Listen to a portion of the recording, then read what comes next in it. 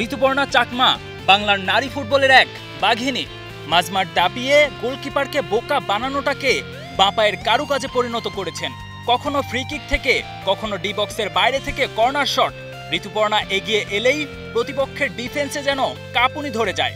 কখন কোন ফাঁকফোকর থেকে না যেন গোল করে বসেন এই স্ট্রাইকার। ঋতু চিৎকারে তখন মুখরিত হয় পুরো গ্যালারি। এটি যেন এখন নিয়মিত চিত্র। বেশ কবছর ধরেই এই স্ট্রাইকারের জাদুতে বুঁদ হয়ে আছে বাংলাদেশের ফুটবল প্রেমীরা। কখনো তাকে বলা হচ্ছে বাংলার মেসি, কখনো বা পেলে। তবে ঋতু নিজে কিন্তু ক্রিস্টিয়ানো রোনালদোর ভক্ত। নারী সাফ চ্যাম্পিয়নশিপ 2022-এ অসাধারণ পারফর্ম করে আলো কাড়েন ঋতুপর্ণা।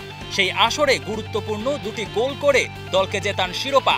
রাতারাতি আসেন লাইমলাইটে, হয়ে ওঠেন সবার চোখের মণি। তবে সহজেই আসেনি এমন খ্যাতি, করতে হয়েছে কঠোর পরিশ্রম। পাহাড়ি জনগোষ্ঠীর দরিদ্র পরিবারের মেয়ে ঋতুপর্ণা 2015 সালে বাবার মৃত্যুতে পুরো পরিবারের দায়িত্ব আসে তার কাঁধে। তখন থেকেই সংগ্রামের শুরু। পারিবারিক জীবনের কষ্টগুলোকে ছাপিয়ে হয়ে উঠেছেন নারী ফুটবলের অন্যতম তারকা। নারী সাফ চ্যাম্পিয়নশিপ 2022 এবং 2024 টানা 2 আসরে জিতেছেন শিরোপা। ধরে রেখেছেন এশিয়ার শ্রেষ্ঠত্বের মুকুট। 22-এর মতো 24-এর আসরেও দুটি গোল করেন ঋতুপর্ণা।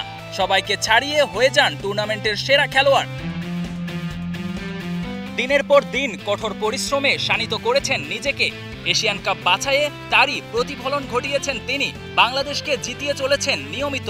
খেলেছেন ভুটানের লিগে, ডাক পেয়েছিলেন ইউরোপিয়ান ক্লাব থেকেও। তাই তো কোচ পিটার বাটলারও বলেছেন ঋতুর পথটা বাকি এখনো বহুদূর। প্রথম ম্যাচে বাহরাইনের বিপক্ষে করেছিলেন দুর্দান্ত এক গোল। 7-0 গোলের বিশাল ব্যবধানে জিতেছিল বাংলাদেশ।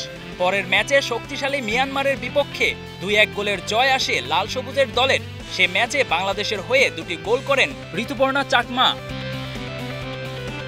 দিন দিন যেন নিজেকেই ছাড়িয়ে যাচ্ছেন ঋতুপর্ণা। পটু হচ্ছেন ফিনিশিংয়ে। তার এমন ফিনিশিং দেখে কিছুটা মন খারাপ হতেই পারে বাংলাদেশ পুরুষ ফুটবলের ভক্তদের।